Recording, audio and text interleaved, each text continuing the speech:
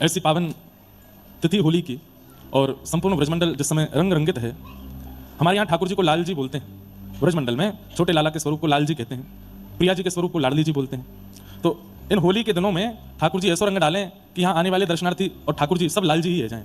दर्शनार्थी भी लाल जी हैं, ठाकुर जी भी लाल जी हैं, मैया भी लाल जी, बाबा भी लाल जी, बालक भी लाल जी, बूढ़े भी लाल जी और ठाकुर भी लाल जी। तो होली में सब लाल जी है जाएं। अभी तो आप लोग नहीं भाई लाल जी, 1 तारीख को है जाओगे और 1 तारीख को लाल जी हैवे के काजे आप लोगों को सुबह के सत्र में कथा सुन के और फिर संध्या के सत्र में लगभग 2-3 बजे तक आपको पहुंचना है प्यारे गिरधर लाल जी की गौशाला गोंदा आटस में भक्तिपथ गौकुलम। और वहाँ पे ठाकुर जी के नौका विहार, रंगोत्सव और फिर अंत में डोल, ठाकुर जी डोल पे झूलेंगे। ये सब क्रम होंगे। बड़े आनंद की बात है कि हम सब ठाकुर जी के इन उत्सवों को मना रहे हैं।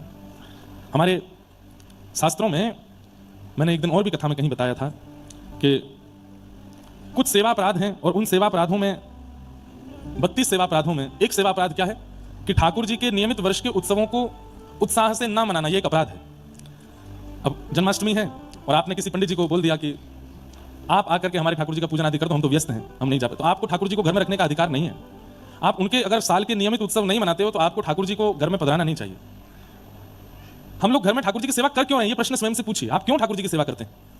हम उत्तर दे दें? 2-4 लोगों का उत्तर यही होगा, 2-4 नहीं, ज्यादातर लोगों का उत्तर यही होगा, भावुक लोगों को छोड़ के। घर में ठाकुर जी की सेवा इसलिए कि घर में ठाकुर जी रहेंगे तो किसी की अलाय बलाय बुरी नजर घर में नहीं आवेगी। तो वो ठाकुर जी का वो तो पहरेदार हैं आपके घर के। पहरेदारी करो कि हमारे घर में कोई बुरी नजर नहीं आवे, हमारे घर में कोई नकारात्मक ऊर्जा नहीं आवे, हमारे घर में कोई गलत काम ना होवे।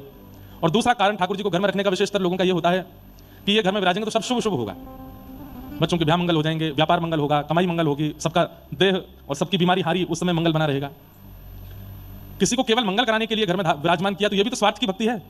और जरा भी अमंगल हो जाता है तो फिर हम ठाकुर जी के आगे रोने लगते हैं कि आपके बैठे हुए अमंगल कैसे हो गया। या तो स्वार्थ की भावना से घर में ठाकुर जी विराज रहे हैं या फिर घर की सुरक्षा की भावना से घर में ठाकुर जी विराजमान कर रखे हैं। तीसरा कोई विशेष कारण ज्यादातर लोगों का ठाकुर जी विराजमान करने का नहीं है। हाँ, तीसरा एक कारण और है, किसी से इंस्पायर हो गए, इंप्रेस हो गए कि अरे भाई ये तो ठाकुर जी की ऐसी सेवा करते हैं, स्नान कराते हैं, भोग लगाते हैं, ऐसे श्रृंगार मैं भी करूं। 2-4 महीने में वो ठंडा हो जाता है, फिर व्यक्ति फिर उससे सेवा नहीं होती। वो माँ आप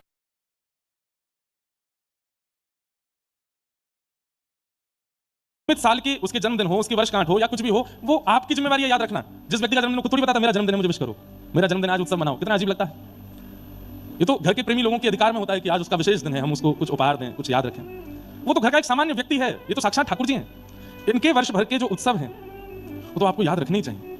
अब होली दिवाली इसलिए याद है क्योंकि सार्वजनिक रूप से मनाई जाती है, लेकिन कई ऐसे छोटे मोटे त्योहार भी हैं, वो भी आपको मनाने चाहिए।